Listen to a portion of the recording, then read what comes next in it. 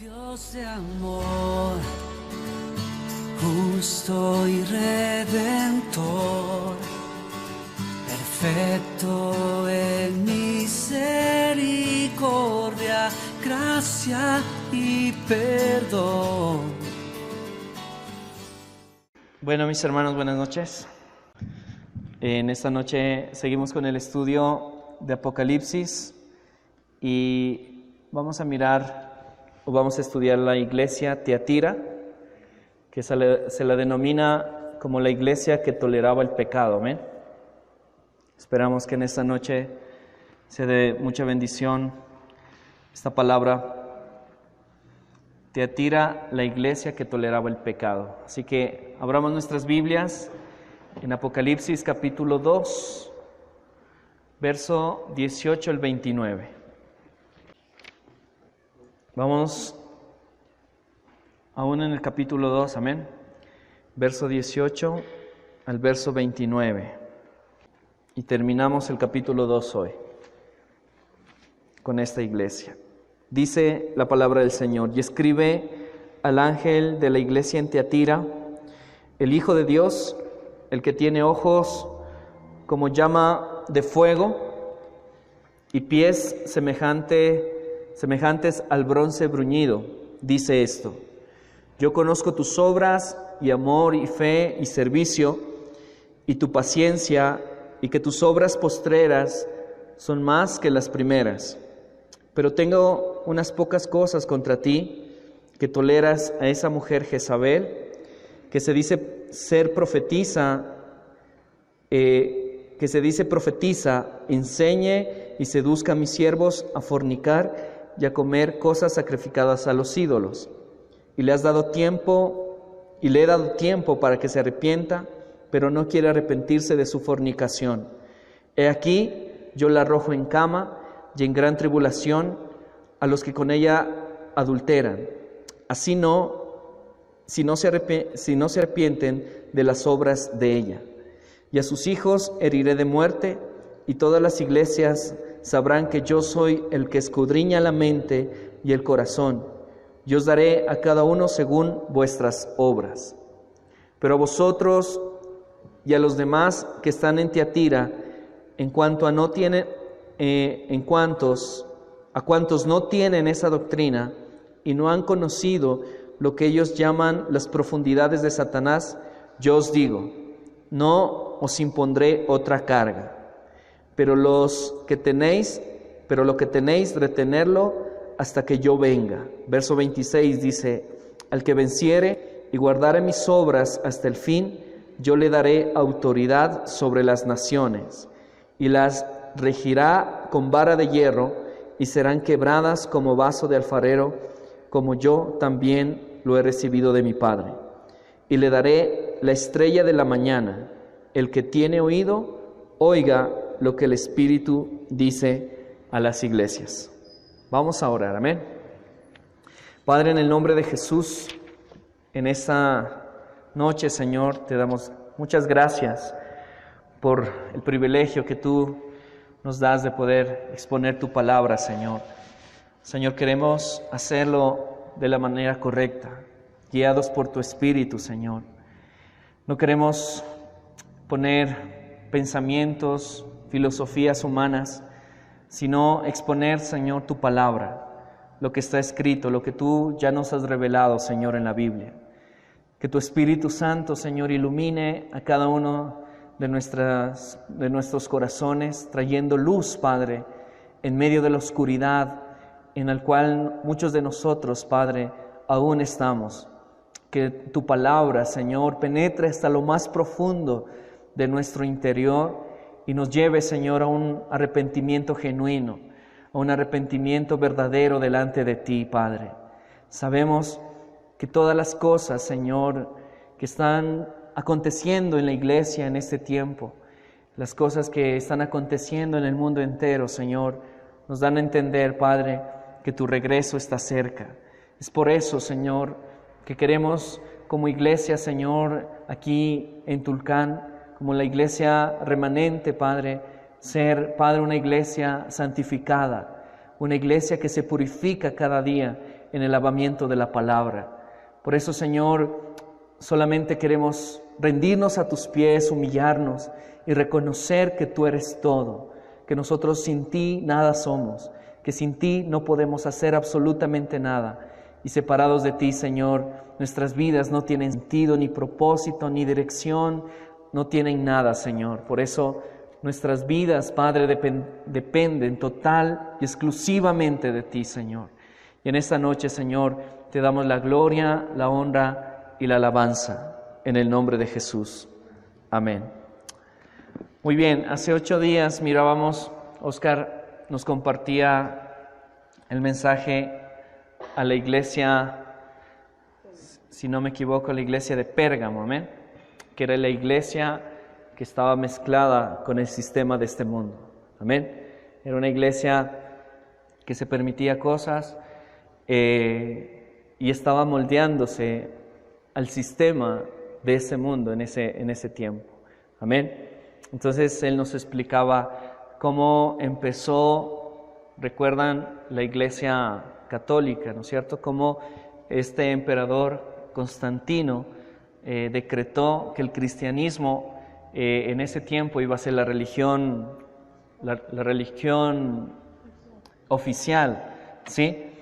Y se mezcló el paganismo, se mezcló el paganismo con el cristianismo, y de ahí se formó pues la iglesia que hoy conocemos como la iglesia católica.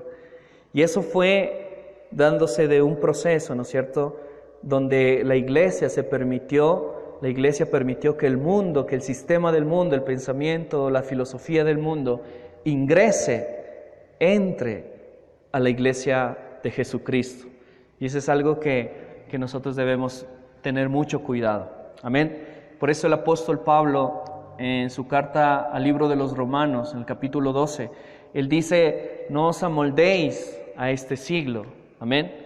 No sean iguales al sistema de este mundo, sino sean transformados en su manera de pensar, amén, para que comprobéis cuál sea la buena voluntad de Dios, agradable y perfecta. Ese es el consejo que el Señor nos da: no os amoldéis a este siglo, amén. Y hoy vamos a mirar esta iglesia Tiatira, que es la iglesia que toleraba el pecado. La iglesia de Pérgamo era la iglesia que estaba mezclada con el sistema del mundo. Y la iglesia Tiatira es la iglesia que toleraba el pecado. Entonces, si ustedes se dan cuenta, desde el capítulo 2, desde el estudio de la iglesia de Éfeso, ¿recuerdan lo que le faltaba a la iglesia de Éfeso? Lo que el Señor les reprochaba a la iglesia de Éfeso. ¿Cuál era? ¿Qué era lo que era? ¿Qué es lo que era? Amén. Que era que esta iglesia había perdido su primer amor. Aunque era una iglesia doctrinalmente sana, estable, fuerte, había perdido su amor por el Señor. Y aquí nosotros podemos mirar cómo las iglesias se van en un declive total, ¿no es cierto? Miran la iglesia de Pérgamo, que era una iglesia que se mezcló con el mundo, y hoy vemos a la iglesia Tiatira, que es una iglesia que toleraba el pecado. La falta de amor en los creyentes, la falta de pasión y de entrega, de una entrega total al Señor, de conocer al Señor verdaderamente, la falta de amor en un corazón de un hijo de Dios puede llevarlo a un declive espiritualmente, ¿sí? Y eso es lo que nosotros estamos viendo, y vamos a ver hasta el punto de llegar a la iglesia de la Odisea, donde finalmente el Señor le declara que era una iglesia totalmente tibia, ¿sí? Entonces, miren cómo el amor por nuestro Dios es lo más importante que nosotros debemos, ¿sí?, tener hacia nuestro Señor. Porque la falta de amor por Dios nos lleva a unos pecados, a permitirnos, ¿sí?, a ser moldeados a este mundo, nos puede llevar a tolerar el pecado, a irnos en contra de la doctrina que está en la palabra y cosas que nosotros ni siquiera nos podemos imaginar. Por eso debemos tener mucho cuidado y nuestra relación con el Señor debe ser lo más importante en nuestras vidas. Amén. Así que hoy vamos a estudiar esta iglesia y esperamos que le presten mucha atención. Miremos entonces el verso 18. ¿Qué es lo que nos habla la palabra? Dice: y escribe al ángel de la iglesia en Tiatira, el Hijo de Dios, el que tiene ojos como llama de fuego. Dice, y pies semejantes al bronce bruñido, dice esto: yo conozco tus obras, amor, fe, servicio, tu paciencia, y que tus obras postreras son más que las primeras. Pero el verso 20 el Señor les dice: pero tengo unas pocas cosas contra ti, que toleras a esa mujer Jezabel, que se dice profetiza, que enseña y seduce a mis siervos a fornicar y a comer cosas sacrificadas a los ídolos. Bueno, en primera instancia, nosotros miramos en los evangelios cómo el Señor Jesucristo ha llamado a su iglesia a ser santa y a mantener la pureza al enfrentar el pecado en medio de ella. Amén. Si nosotros miramos el evangelio, cómo el Señor siempre enfatizó en que su iglesia debería o debía tener santidad. Una de las características más importantes de la iglesia es la santidad y la pureza. Amén. El Señor dice: ser santos como yo soy santo. El Señor demanda santidad de cada uno de nosotros. Amén. Y es por eso que si nosotros miramos en el libro de Mateo, la primera instrucción que dio el Señor Jesús a la iglesia fue acerca de mantener en nuestras vidas la pureza y la santidad. Miremos lo que dice Mateo capítulo 18, el verso 15 al 17, por favor. Mateo capítulo 18, verso 15 al 17. Miren, dice: por tanto, si tu hermano peca contra ti, ve y repréndele estando tú y él solos. Si te oyere, has ganado a tu hermano. Mas si no te oyere, toma aún contigo a uno o dos, para que en boca de 2 o 3 testigos conteste toda palabra. Si no los oyere a ellos, dilo a la iglesia. Y si no oyere a la iglesia, tenle por gentil y publicano. De cierto os digo, que todo lo que atéis en la tierra será atado en el cielo, y todo lo que desatéis en la tierra será desatado en los cielos. Bueno, hasta el 17 nomás. Aquí el Señor nos está dando una instrucción bien específica de cómo guardar a una iglesia del pecado. Amén. Y la manera de cómo nosotros debemos guardar a nuestra iglesia del pecado es confrontando el pecado. ¿Sí? Porque aquí el Señor Jesús dice: por tanto, si tu hermano peca contra ti, ve y repréndele, estando tú y él solos. Si te oyere, has ganado a tu hermano. ¿Sí? Si nosotros miramos en una persona, sobre todo los que estamos dentro de un liderazgo, que estamos por la gracia del Señor en un tiempo ya dentro de la iglesia, que hemos madurado, que hemos crecido, y nosotros miramos a una persona que está en pecado, nosotros en amor debemos detener y reprender a ese hermano. Amén. Y no permitir que dentro de la iglesia se tolere el pecado.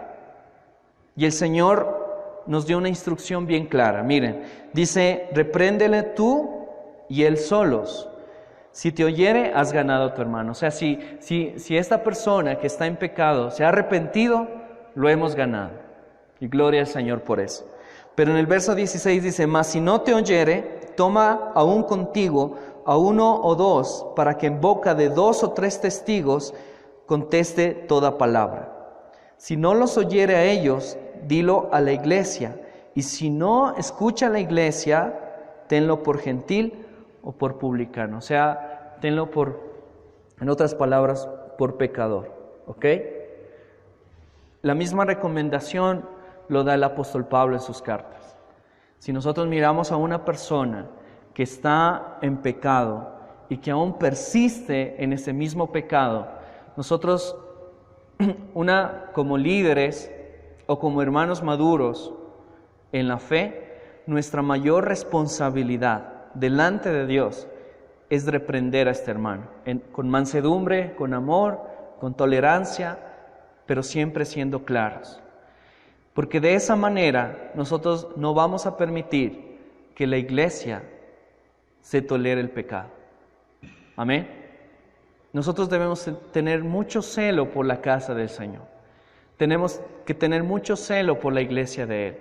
Como el apóstol Pablo declaraba, él tenía un celo profundo por la iglesia. Y él no permitía que el pecado se introdujera en las iglesias, aunque había muchos problemas. Por ejemplo, en la iglesia de Corinto, era una iglesia que tenía mucha desviación en su parte moral. Por eso miremos lo que dice 1 de Corintios, capítulo 5. Miremos lo que dice el apóstol Pablo. 1 de Corintios, capítulo 5, dice, verso 1, dice: de cierto, se oye que hay entre vosotros fornicación, y tal fornicación cual ni aun se nombra entre los gentiles, tanto que alguno tiene la mujer de su padre. O sea, la condición de la iglesia de Corinto era una condición muy permisiva. Incluso el apóstol Pablo dice, ni siquiera en los gentiles se mira esa clase de pecado. O sea, ¿cómo es posible que en la iglesia del Señor haya esa clase de pecado que ni siquiera se ve allá afuera? Por eso ahí ustedes lo pueden mirar, ¿no? Que ni aún se nombra entre los gentiles, tanto que alguno tiene la mujer de su padre, imagínate. Y vosotros estáis envanecidos.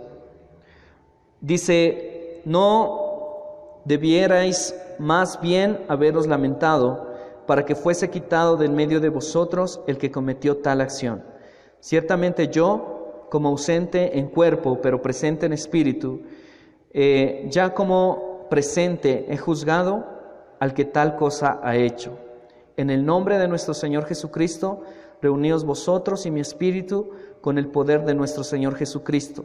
El tal sea entregado a Satanás para destrucción de la carne, a fin de que el espíritu sea salvo en el día del Señor Jesús. Amén. Entonces miramos aquí también al apóstol Pablo con una ardiente preocupación por la santidad y la pureza de la iglesia. Cuando había problemas en la iglesia de Corinto, otra iglesia que tenía muchos problemas era la iglesia de Gálatas. ¿Sí? Pablo siempre los enfrentaba con mucha sabiduría, incluso con mucha autoridad también de parte del Señor. Pero él no permitía que el pecado se gobierne o empiece a gobernar la iglesia del Señor. Ahí podemos mirar en Primera de Timoteo 1:20 para que usted lo anote y lo pueda mirar en su casa. Amén. Entonces con eso nosotros podemos mirar que el Señor desea una iglesia pura y sin mancha. Miremos lo que dice Efesios, por favor. Efesios, el capítulo 5, y vamos a leer el verso 25. Maridos, amad a vuestras mujeres, así como Cristo amó la iglesia y se entregó a sí mismo por ella, para santificarla, habiéndola purificado en el lavamiento del agua por la palabra, a fin de presentársela a sí mismo una iglesia gloriosa, que no tuviere mancha, ni arruga, ni cosa semejante, sino que fuese, ¿qué? Santa y sin mancha. Ahí nosotros podemos mirar que la iglesia que el Señor desea es una iglesia santa y sin mancha, una iglesia que no tolere el pecado, una iglesia que no sea permisiva en su manera de vivir, una iglesia que sea radical en sus decisiones. Amén. Esa es la iglesia que el Señor está preparando para sí mismo, como dice aquí el versículo. Dice, a fin de presentársela a sí mismo una iglesia gloriosa. Eso es lo que el Señor quiere, una iglesia gloriosa. Dice que no tuviese mancha ni arruga ni cosa semejante, sino que fuese santa y sin mancha. Amén. Pero lamentablemente, a pesar de la clara enseñanza bíblica, las iglesias a lo largo de la historia han tolerado el pecado. Lamentablemente, a pesar de que las Escrituras están abiertas y que el Señor claramente habla a su pueblo de que Dios quiere una iglesia santa y sin mancha, sin embargo, podemos mirar que a través de la historia la iglesia ha tolerado el pecado. Y yo pienso, mis hermanos, que hoy más que nunca la iglesia del Señor está tolerando el pecado. Se está tolerando el pecado por el miedo de que las personas se vayan, por el miedo de que las personas se sientan mal. No se está hablando el verdadero evangelio en los púlpitos, en las iglesias en este tiempo, lamentablemente. Se está hablando de prosperidad, de yo soy el campeón, y menos de arrepentimiento y de santidad. Menos de exigir a las personas a vivir una vida en santidad, a santificarse cada día en el Señor. Hoy podemos mirar que las personas del mundo se burlan de los cristianos, se burlan de lo que nosotros hablamos, porque nosotros hablamos unas cosas, pero practicamos otras. Amén. Nosotros decimos una cosa, pero nuestra manera de vivir es totalmente diferente a lo que nosotros muchas veces hablamos. Es por eso que la iglesia no está impactando esta sociedad. No hay credibilidad, no hay confianza.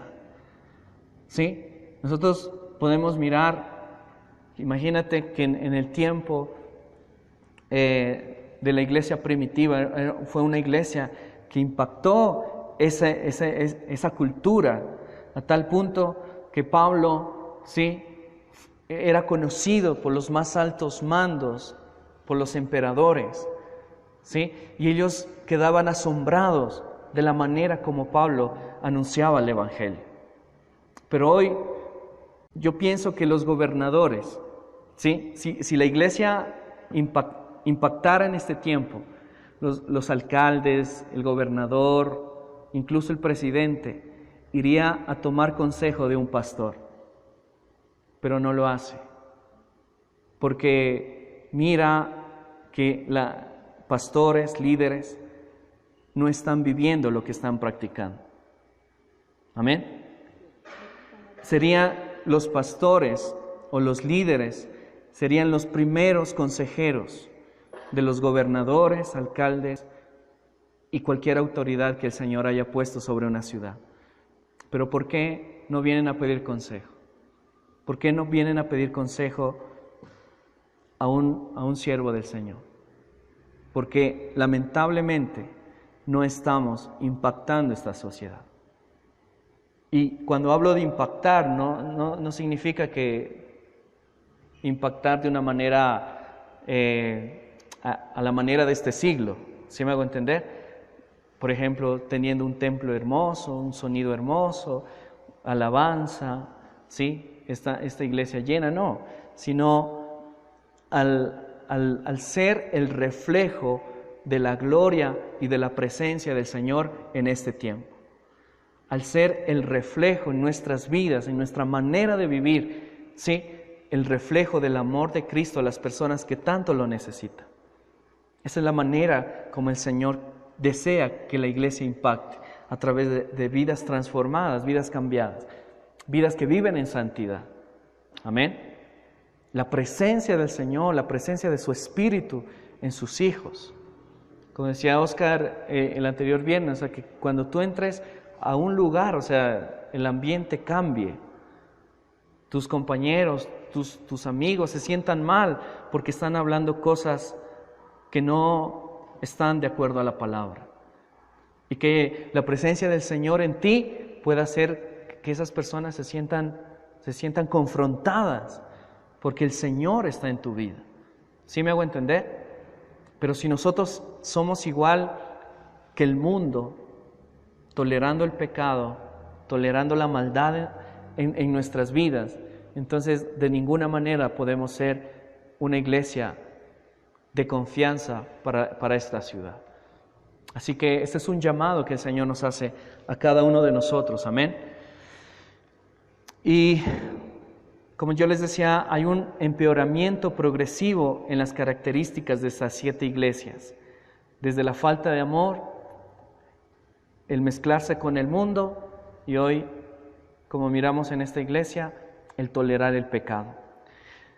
Cuando leímos la frase "las profundidades de Satanás", revela cuánto había descendido la iglesia de Tiatira, cuánto había caído espiritualmente esta iglesia, porque ya lo vamos a mirar lo que significa esta frase, cuando el Señor les dice que has caído hasta en las profundidades de Satanás.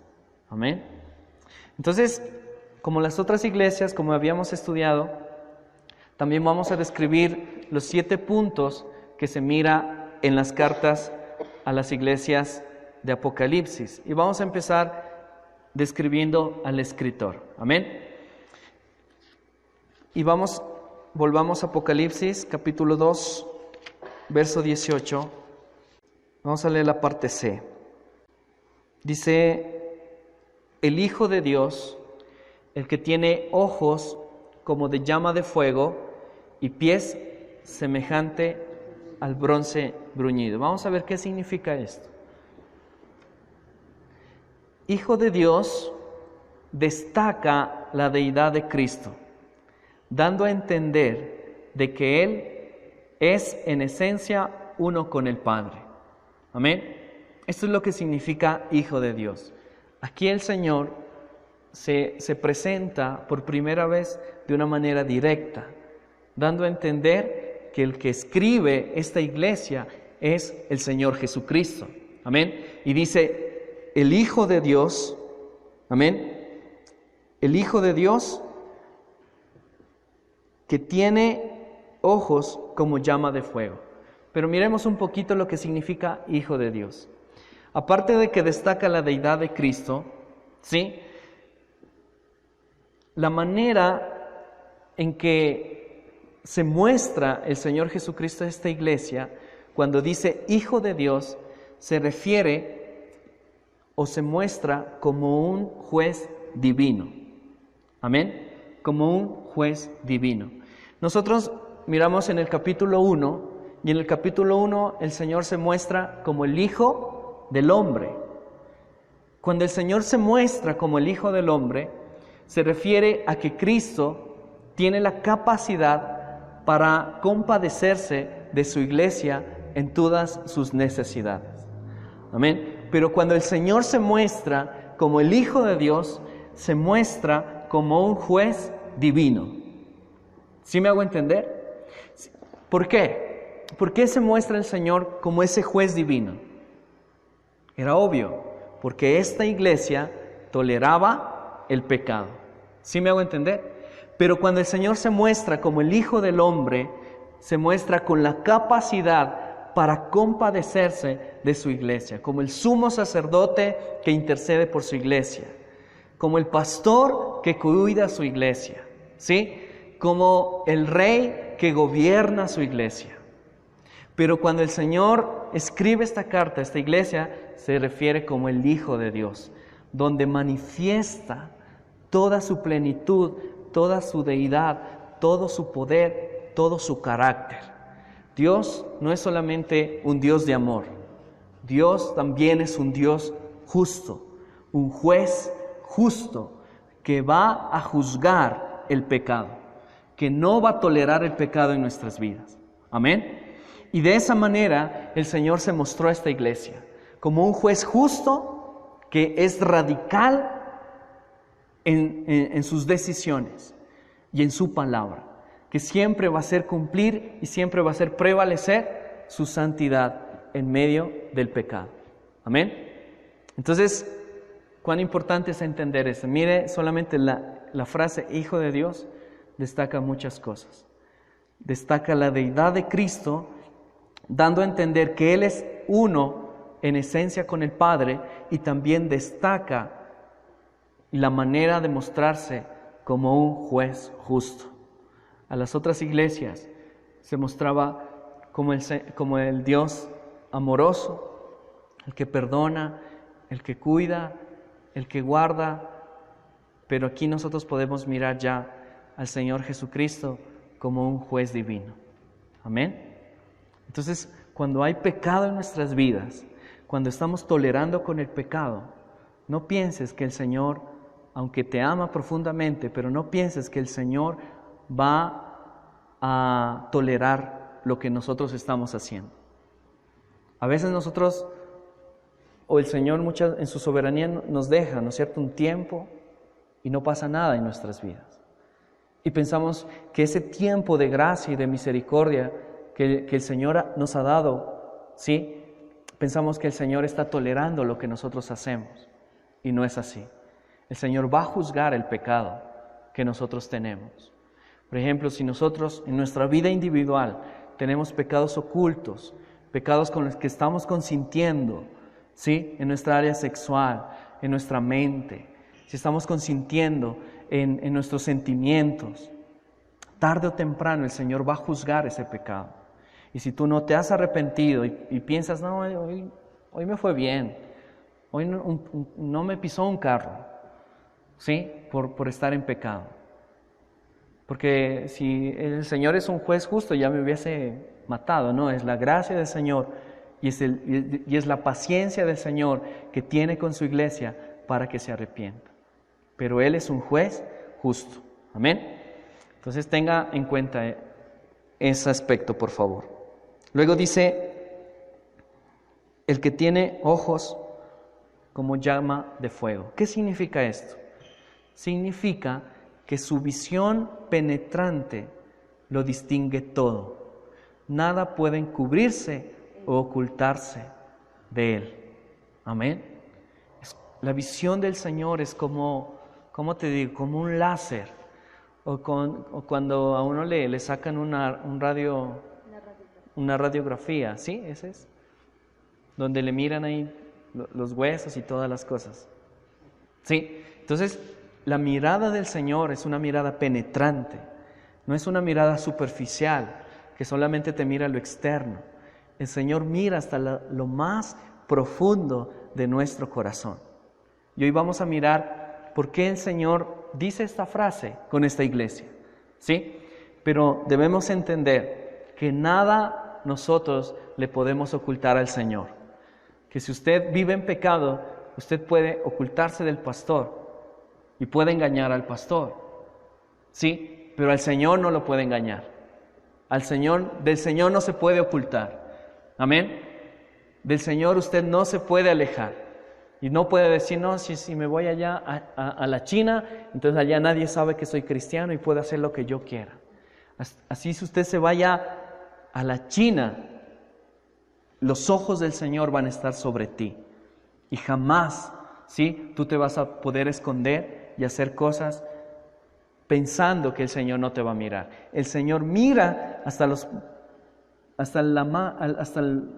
el lugar más íntimo de nuestro corazón. A veces nosotros decimos, y empezamos a consentir pensamientos, ¿no es cierto? No, pero ¿quién va a saber mis pensamientos? Nadie sabe mis pensamientos.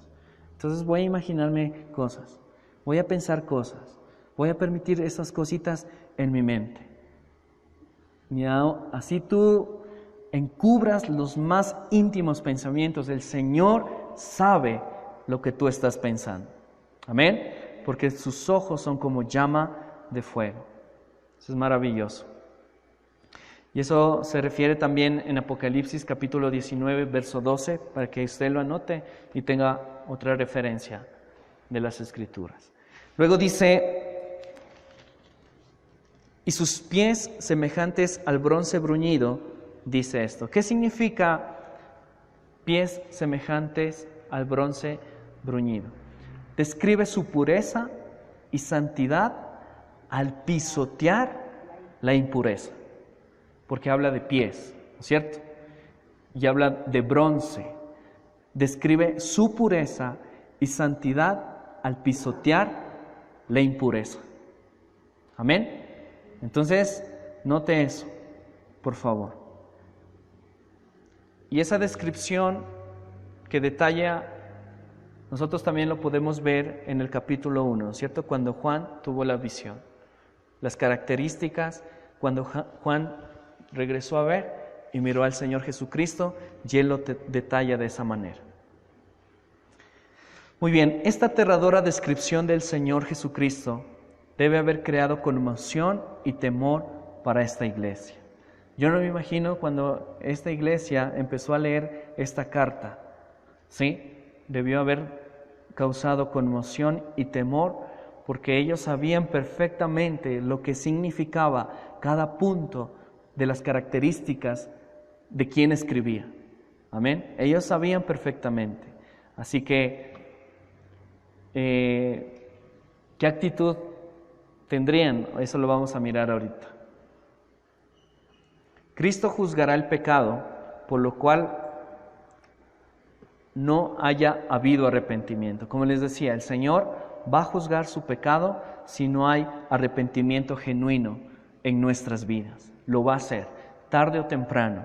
Si estamos tolerando con un pecado, mis hermanos, el Señor lo va a juzgar. Así que es mejor tener un corazón arrepentido, volvernos al Señor, pedirle misericordia a Él.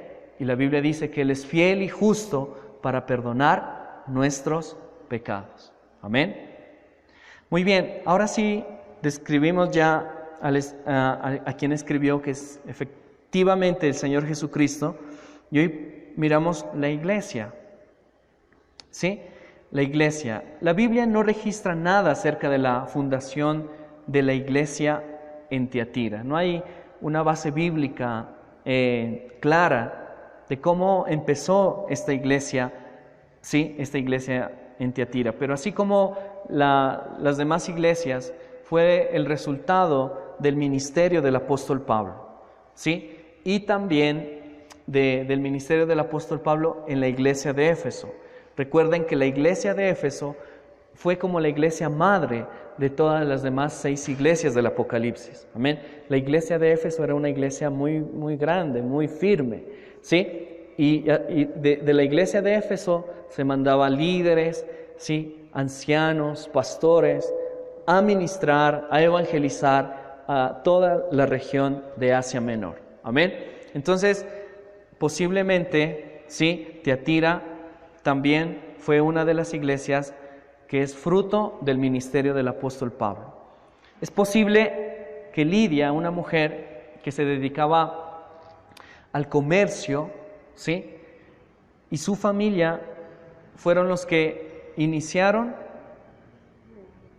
la iglesia en esta ciudad, en la iglesia de Tiatira. Amén. Y esto está en Hechos capítulo 16, verso 14, para que ustedes tengan una referencia. Posiblemente puede ser que esta mujer con su familia empezaron la iglesia en esta ciudad. Obviamente con el ministerio del apóstol Pablo. ¿Sí? Muy bien, miremos la ciudad.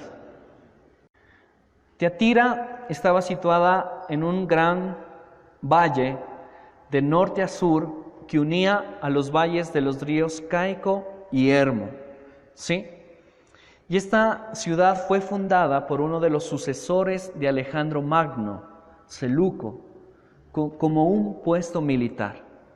¿Sí? Esta ciudad se la fundó con un propósito, como un escudo para Pérgamo. Entonces, cuando venían soldados o un ejército a atacar a Pérgamo, esta ciudad o los soldados de esta ciudad como que los mantenían un poquito ocupados para que la otra ciudad, Pérgamo, tenga tiempo para huir o alistarse o cosas así, ¿sí? Por eso esta ciudad fue destruida más o menos como 4 veces y nuevamente fue a ser reconstruida, ¿sí? Entonces, cuando vino el Imperio Romano, ¿sí? Alrededor del 190 antes de Cristo fue conquistada por los romanos. Al estar sometida al Imperio Romano, esta ciudad empezó a florecer, ¿sí? Y esta ciudad llegó a ser un centro de comercio en esa época. La principal industria de Tiatira era la producción de lana, ¿sí?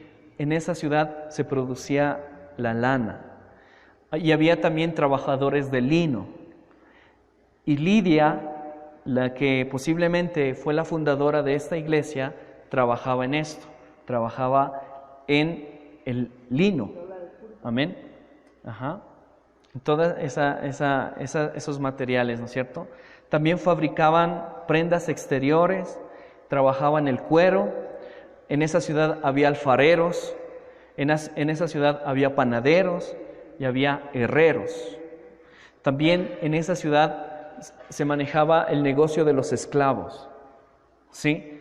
Entonces era una ciudad muy productiva económicamente, era un centro de comercio muy importante en esa época. Aunque anteriormente era una ciudad pues que se destruía por los ataques y todas las cosas, pero cuando vino a ser conquistada por el Imperio Romano, fue una ciudad que floreció económicamente. Amén. Y también adoraban al dios del sol, Apolo. Aunque en esta ciudad no era una ciudad muy religiosa, como mirábamos en la anterior de Pérgamo o como Éfeso, ¿sí? Donde había unos templos impresionantes, ¿no es cierto? Donde muchas personas iban a adorar a estos dioses paganos. En esta ciudad, en cambio, no había mucha idolatría, pero sin embargo, ellos adoraban al dios Sol, que es Apolo, ¿no? El dios Sol. Muy bien, entonces eso en cuanto a la ciudad. Ahora vamos a mirar el elogio. Verso 19. Dice: yo conozco tus obras y amor, fe y servicio y tu paciencia, y que tus obras postreras son más que las primeras. Muy bien. Aquí hay algo bien importante que nosotros debemos notar. Los creyentes de esta iglesia estaban demostrando amor a Dios y a los hermanos. Note que es la primera iglesia que el Señor le elogia con el amor, pero no era un amor profundo por el Señor, porque los resultados evidencian, ¿no es cierto? Era un amor muy superficial, aunque el Señor describe, dice en el verso, pero dice: yo conozco tus obras y amor y fe. ¿Ok? Aunque el Señor le describe que tenía amor, no era un amor genuino, era un amor superficial para el Señor. Pero también esta iglesia era una iglesia que amaba a los hermanos, ¿sí? Era una iglesia que cuidaba del rebaño, era una iglesia que se cuidaban entre ellos en amor, ¿sí? Y también dice otra cosa bien importante, dice: yo conozco tus obras, amor y fe. Aquí la palabra fe es la palabra griega pistis, que significa fidelidad. Amén. Fidelidad. La palabra pistis en griego, que significa fidelidad. En otras palabras, esta iglesia era fiel en una manera, ¿no es cierto?, al Señor. Por eso aquí dice: yo conozco tus obras, amor y fe. Ahora, el resultado del amor y de la fe viene el servicio. Al tener amor y fe, crece el servicio y también crece la paciencia. Sí, eso pues para que los muchachos de liderazgo que están tengan en cuenta esas cosas, que es muy importante. El amor y la fe nos da o crece el servicio y la paciencia en nuestras vidas. Y esta iglesia tenía estas características buenas de esta iglesia tenía, y el Señor las elogia. El Señor les dice: yo conozco tus obras, tu amor, tu fe, tu servicio y tu paciencia. Y luego les dice que tus obras postreras son mayores que las primeras. O sea, era una iglesia dinámica, era una iglesia que caminaba, no era una iglesia que estaba estancada, ¿sí? Era una iglesia que crecía, aunque no era una iglesia grande, ¿sí? Porque la ciudad igual no era muy grande, pero era una iglesia que iba en crecimiento. Por eso el Señor les dice que tus obras postreras son más que las primeras, ¿sí? Entonces eso es lo que significa, y el Señor elogia estas cosas en esta iglesia, que son muy importantes, características muy importantes, aunque tenían un amor muy superficial, porque eso se evidenciaba en su manera de vivir. ¿Ok? Listo. Eso en cuanto al elogio, pero aquí viene el reproche. En el verso 20, del 20 al 23. Pero tengo unas pocas cosas contra ti, que toleras a esa mujer Jezabel, que se dice profetiza, enseñe y seduzca a mis siervos a fornicar y a comer cosas sacrificadas a los ídolos. ¿Sí? Verso 21, y le he dado tiempo para que se arrepienta, pero no quiere arrepentirse de su fornicación.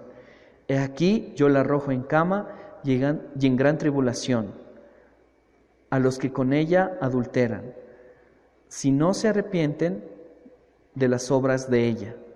Y a sus hijos heriré de muerte, y todas las iglesias sabrán que yo soy el que escudriña la mente y el corazón, y os daré a cada uno según sus obras. Amén. Entonces aquí el Señor detalla algo bien importante. Primero, el problema de esta iglesia no era un problema externo. Al no haber, también en esta ciudad no había muchos judíos, no era una iglesia sufriente, no era una iglesia que era perseguida, ¿sí? No era una iglesia que era azotada por el gobierno incluso, ¿sí? Sino que el problema de esta iglesia era un problema interno, ¿amén? Era algo interno, ¿ok? Y el Señor les dice, tengo unas pocas cosas contra ti. Su amonestación fue en especial al líder de esta congregación. Si tú notas, dice, pero tengo unas pocas cosas contra ti. Está hablando el Señor a una persona específica. Y el Señor no solamente le estaba hablando a la iglesia en sí, pero específicamente el Señor estaba hablando al líder o al pastor de esta iglesia. Amén. Por eso le dice, pero tengo unas pocas cosas contra ti. No contra ustedes, sino contra ti.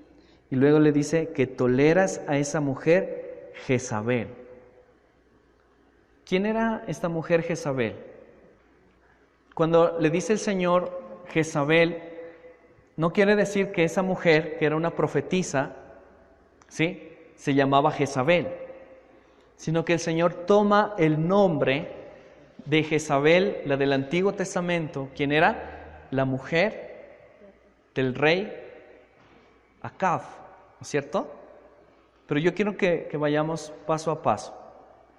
Muy bien, antes de eso, el Señor les hace notar dos acusaciones. La primera es que esta iglesia, al permitir que una mujer enseñe, violaron una enseñanza bíblica que está en 1 de Timoteo capítulo 2, verso 12. Y espero que me entiendan esta parte, por favor. Dice, porque no permito a la mujer enseñar, ni ejercer dominio sobre el hombre, sino estar en silencio. Entonces, dentro de la iglesia, el diseño para la mujer es ¿qué? Es estar en silencio. No se puede permitir que una mujer tome el liderazgo de una iglesia. Es totalmente antibíblico. ¿Sí? Y eso no es por menospreciar a la mujer, de ninguna manera. Simplemente es un diseño que el Señor estableció desde el principio. Por eso, si nosotros notas claramente en el verso 12, dice, porque no permito a la mujer enseñar, ni ejercer dominio sobre el hombre, sino estar en silencio. Cuando una mujer toma el liderazgo de una iglesia, eso da a entender que la mujer tiene autoridad. A un pastor el Señor le da autoridad, ¿no es cierto? Autoridad para gobernar una iglesia, autoridad para pastorear una iglesia. El Señor le da una autoridad. Ahora imagínense si el Señor, si una mujer es pastora de una iglesia y es la líder, la que enseña, la que reprende. Imagínense una mujer enseñando a hombres a ser hombres. No se puede. ¿Sí? Obviamente, las mujeres, por ejemplo, en el caso de mi esposa enseña a las mujeres. Y cuando, por ejemplo, estudiamos el ciclo de la familia, mi esposa habló exclusivamente del rol de la mujer. ¿Sí? ¿Sí me hago entender? Las mujeres pueden enseñar a los jóvenes. Las mujeres pueden aconsejar. Las mujeres pueden, ¿sí?, exhortar. Las mujeres pueden profetizar, que es declarar la palabra. Las mujeres, sí, están llamadas a interceder dentro de la iglesia, pero no a pastorear una iglesia. Por eso en Isaías dice: ay de mi pueblo, gobernado por mujeres y jóvenes. Entonces, cuando el Señor establece un diseño, ¿sí?, cuando nosotros empezamos a entender el diseño del Señor y a aceptarlo, ¿sí?, y a obedecer ese diseño, nosotros vamos a mirar que hay bendición sobre una familia, sobre una iglesia. Es como en un hogar. La cabeza de un hogar es ¿quién? El hombre, no la mujer. Cuando la mujer es la cabeza de un hogar, entonces todo es patas arriba, todo es un caos, todo, sí, sí, todo se va en contra de lo que el Señor ha establecido. Es un diseño, y con eso no quiero decir que los hombres son más que las mujeres, de ninguna manera. El hombre y la mujer son iguales delante del Señor, pero es un diseño. Alguien tiene que tomar el liderazgo. Y en una iglesia el que tiene que tomar el liderazgo es un hombre, no una mujer. Amén. Por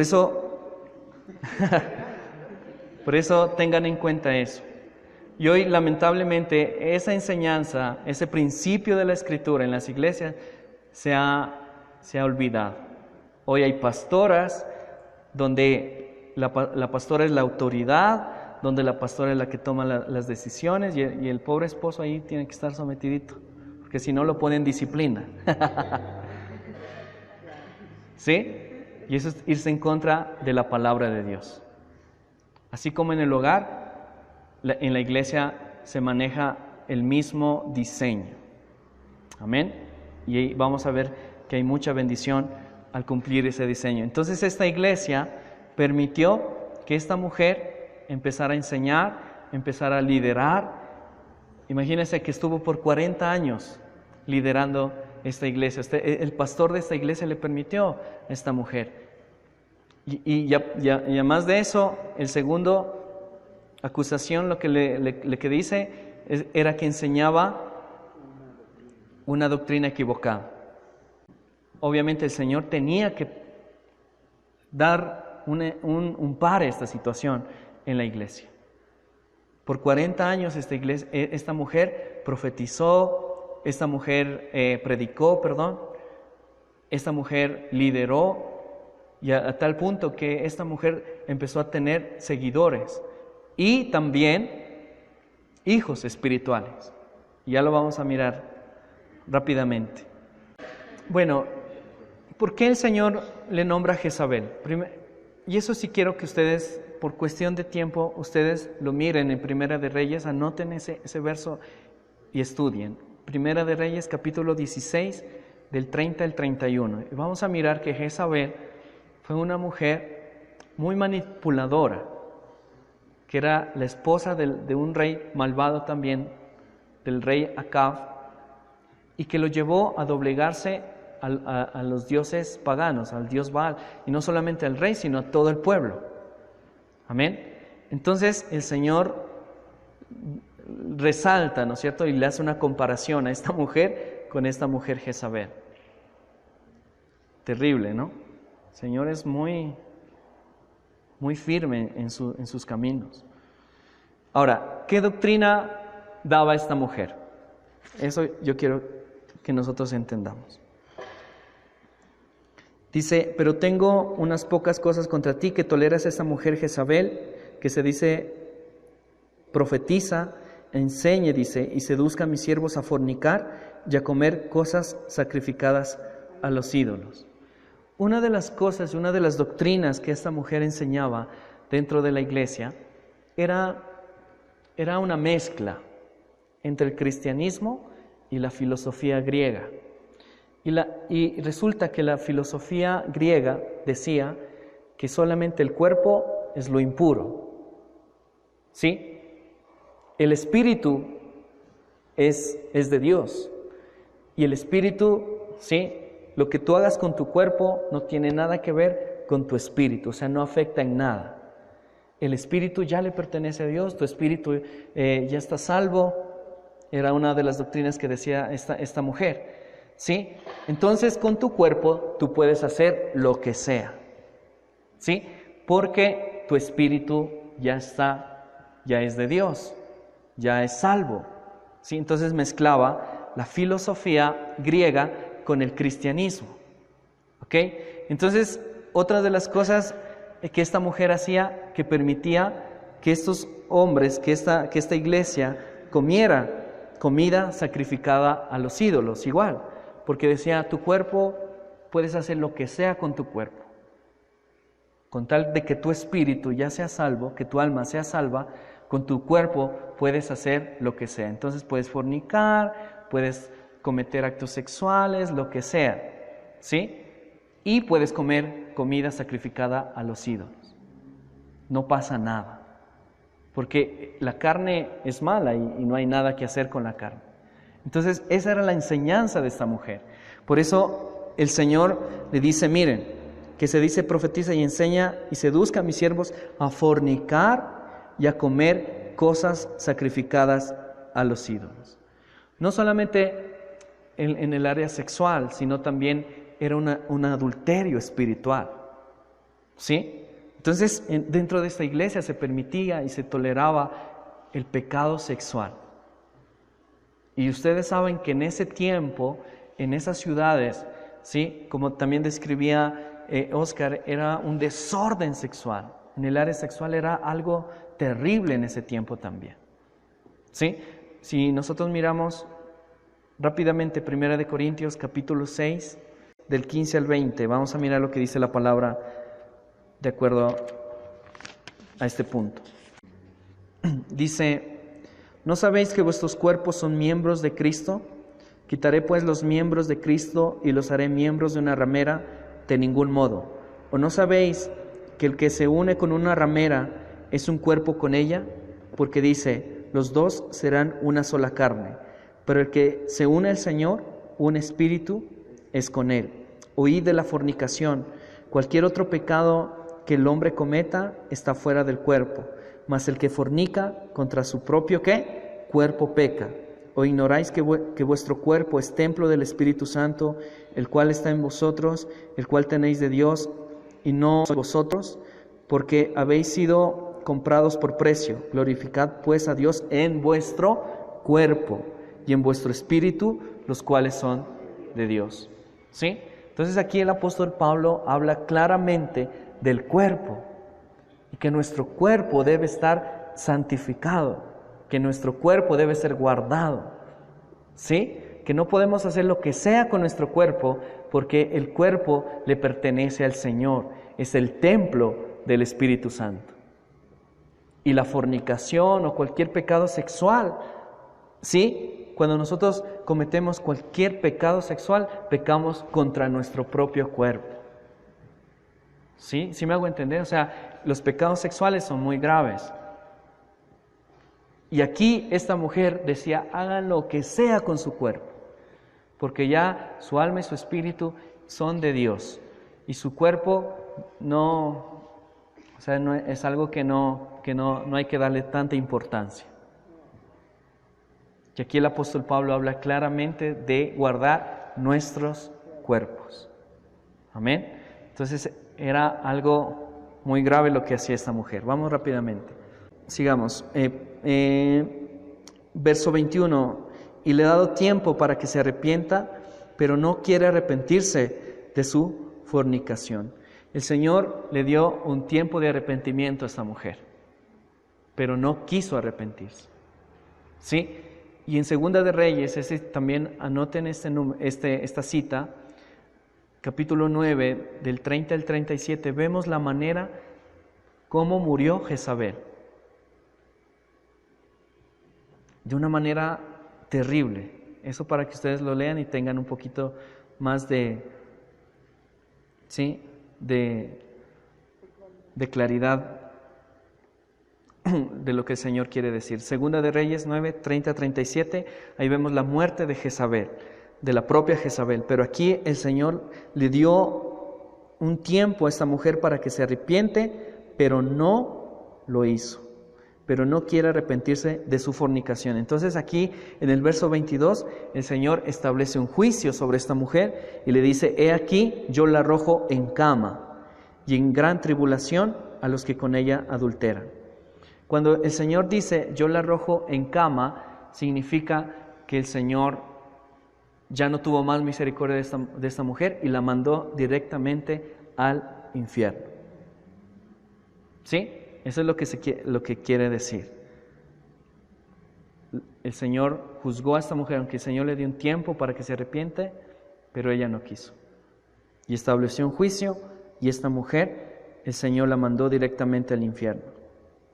Y luego dice, y en gran tribulación a los que con ella adulteran, si no se arrepienten de las obras de ella. Entonces aquí ya viene el juicio una para los líderes, otra para la iglesia en general, que el Señor iba a permitir gran tribulación con los que ella adulteran.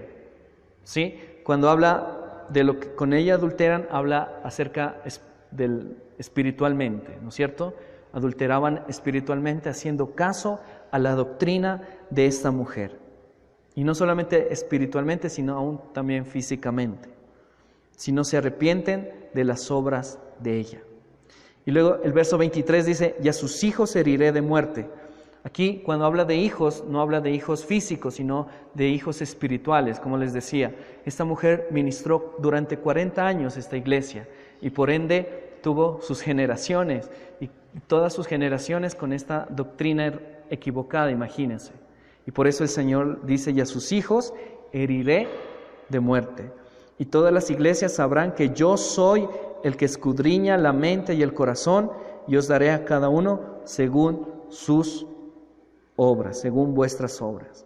Verso 24 dice, pero a vosotros y a los demás que están en Tiatira, a cuantos no tienen esa doctrina y no han conocido lo que ellos llaman las profundidades de Satanás, yo os digo, no impondré otra carga. Entonces, en medio de tanta falsedad, había un pueblo, ¿no es cierto? Había un remanente que se estaba guardando para el Señor en santidad, en amor, en un amor genuino para Él, y por eso el Señor les dice, pero a vosotros y a los demás que están en Tiatira, a los que no tienen esta doctrina, dice, y no han conocido los que ellos llaman las profundidades de Satanás, les dice, no impondré otra carga. ¿Por qué? Porque para ellos esta mujer, esta Jezabel, era una carga terrible, porque sabían las falsas doctrinas que ella anunciaba. ¿Sí? Y cuando el Señor dice las profundidades de Satanás, imagínate que esta mujer hacía o enseñaba que ellos podían manipular a los espíritus como ellos quisieran. Por eso el Señor les dice a los que llaman las profundidades los que han conocido los que llaman las profundidades de Satanás. O sea, era una doctrina que manipulaban incluso el área espiritual, ¿sí? Que manipulaban a los espíritus, supuestamente ellos gobernaban a los espíritus, tenían la autoridad sobre los espíritus y tantas cosas que esta mujer les enseñaba, ¿sí? Y por eso dice, a los que conocen, los que llaman las profundidades de Satanás. O sea, ellos decían que podían controlar aún a los demonios. Sí, es algo terrible. Y les dice, no impondré otra carga. Verso 25, pero dice, lo que tenéis, retenerlo hasta que yo venga. ¿Sí? Pero lo que tenéis, retenerlo hasta que yo venga. Eso es lo que les dice el Señor a este grupo de personas fieles en medio de tanta apostasía que había en esta iglesia. Amén. Muy bien. Y el consejo les dice, verso 26, al que venciere y guardare mis obras hasta el fin, yo le daré autoridad sobre las naciones. Primero, ¿no es cierto? Al que venciere y guardare mis obras hasta el fin, el Señor le dará ¿qué? Autoridad sobre las naciones. Esto no se refiere a las naciones hoy en día, no se vaya a emocionar. No se vaya a emocionar y decir, no, pero ahora sí el Señor me va a dar gobierno sobre las... No. Cuando el Señor dice que el Señor le iba a dar o nos va a dar autoridad sobre las naciones, se refiere al reino milenario, ¿sí? Al reino milenial. Y eso ya lo vamos a estudiar después. En el reino, en el milenio, aún personas estarán y habrá naciones que se van a ir en contra de la autoridad de Dios. Aunque el gobierno supremo sea Cristo en ese tiempo, va a haber personas, naciones que se van a ir en contra del Señor. Ustedes se han leído que al final de los 1000 años Satanás será desatado, dice, ¿no? Y engañará a las naciones para hacer guerra contra el Cordero y sus escogidos. Entonces, la iglesia va a estar allí, sí, gobernando. Y va a gobernar, como aquí dice la palabra, regirá con barra de hierro y serán quebrantadas como vaso de alfarero, como también lo he recibido de mi Padre. Entonces la iglesia va a tener una autoridad impresionante, pero en el milenio, no como la falsa enseñanza del reino es hoy, aquí en la tierra, no. O sea, esta tierra se va a destruir, ¿sí? Pero en el milenio la iglesia sí va a tener esa autoridad, en el milenio, no se vaya a confundir, amén. Luego dice, y les daré la estrella de la mañana. Entonces, la estrella resplandeciente de la mañana es Jesucristo. Según Apocalipsis capítulo 22, 16. Es Cristo en toda su deidad, en todo su esplendor, en todo su poder, en toda su autoridad. Amén. Y el Señor ahí les da una promesa y dice, y les daré la estrella de la mañana. Y luego el verso 29 dice, el que tiene oído, oiga lo que el Espíritu dice a las iglesias. Es algo, esta frase que siempre la vamos a escuchar en el estudio de las iglesias, cuando dice el que tiene oído, oiga, es porque es un mensaje importante. Y no solamente es exclusivo para la iglesia de Tiatira en ese tiempo, sino es un mensaje para cada iglesia en todos los tiempos, desde el principio de la iglesia en Pentecostés hasta el día de hoy. Amén. Por eso dice, el que tiene oído, oiga lo que el Espíritu dice a las iglesias. Amén. Todos tenemos oídos, ¿no es cierto? Aquí. Y esa es la palabra del Señor. Si tú tienes oído, escucha lo que el Señor, lo que el Espíritu nos acaba de decir en este momento. No toleremos el pecado en nuestras vidas. Seamos radicales en nuestra manera de vivir. No podemos permitir que el pecado gobierne nuestras vidas ni nuestra iglesia. Es un llamado directo a los líderes, al pastor. Es un llamado directo a cada uno de nosotros a permanecer y a vivir en santidad. Amén. El Señor dice que sin santidad nadie verá al Señor.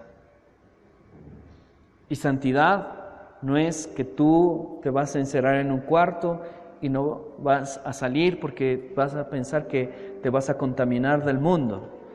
No, santidad significa apartarse para Dios, vivir para Dios, estar en una comunión íntima con el Señor.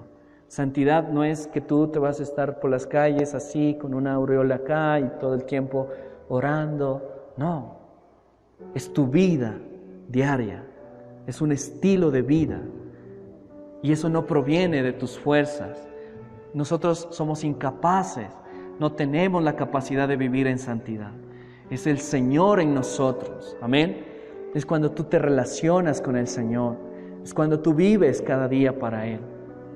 Es cuando tú tienes ese encuentro íntimo con el Señor cada día, cada momento, cada instante. La santidad del Señor viene a ser parte de tu vida. Y eso es algo glorioso. Y como nosotros miramos en Efesios, no depende de nosotros. Dice que el Señor está levantando para sí una iglesia. Amén. Entonces, nuestra pregunta en esta noche es, ¿quieres ser tú parte de esa iglesia? ¿Es tu anhelo ser parte de esa iglesia que se está santificando, que se está purificando, que se está guardando para el Señor? La iglesia que va a ser arrebatada va a ser una iglesia santa y sin mancha. Amén. Y el Señor nos está haciendo una invitación a cada uno de nosotros a ser parte de esa iglesia. Una iglesia radical, una iglesia firme, una iglesia que no puede tolerar el pecado. Porque el pecado para el Señor, mis hermanos, el pecado para Dios es algo repugnante, es algo que ni siquiera puede mirar el Señor. Por eso el Señor es tan santo que cuando nosotros pecamos, ni siquiera nos mira, porque el pecado causa mucho dolor al corazón del Padre. Y el Señor desea en este tiempo que tomemos verdaderamente decisiones radicales en nuestras vidas para vivir una vida en santidad delante de Él. Amén. No toleremos el pecado, así que cerremos nuestros ojitos. Démosle gracias al Señor por su palabra. Démosle gracias por ese consejo hermoso que en esta noche nos ha traído su palabra. Y si tú estás tolerando con cualquier pecado en tu vida, si tú te estás permitiendo pensamientos, acciones, estás permitiendo en tu vida que el pecado gobierne tu corazón, esta es la oportunidad para que tú vengas delante del Señor, te arrepientas, porque el Señor dice que Él es fiel y justo para perdonar nuestros pecados y limpiarnos de toda nuestra maldad. Esa es la oportunidad que el Señor nos está dando a cada uno de nosotros a volvernos a Él. Así que ahí en su lugar, por un momentito, no me voy a demorar, un momentito, usted venga en arrepentimiento genuino, no solamente de palabras, sino con un dolor en su corazón de haberle fallado al Señor, con un dolor en su corazón de haber cometido actos que han lastimado el corazón del Señor. Esta es la oportunidad que el Señor nos da a cada uno de nosotros, porque todos hemos fallado, todos cometemos pecado. Pero en esta noche el Señor dice que nos dará una nueva oportunidad a cada uno de nosotros, que con corazones sinceros nos acercamos delante de Él. Con corazones arrepentidos venimos delante de Él. Y nos humillamos delante de su presencia, ahí en su lugar, con sus propias palabras. Mientras los muchachos cantan esta canción ahí con sus propias palabras, venga en arrepentimiento delante del Señor y dígale: Señor, sé tú mi fuerza, sé tú mi esperanza, sé tú mi santidad, sé tú mi pasión, Señor, sé tú mi pureza, Padre. No quiero vivir más en este pecado, no quiero tolerar este pecado ya en mi vida. Ayúdame, Padre. Te necesito, Señor. Te necesito, Jesús. Dios de amor, justo y redentor, perfecto en misericordia, gracia y perdón.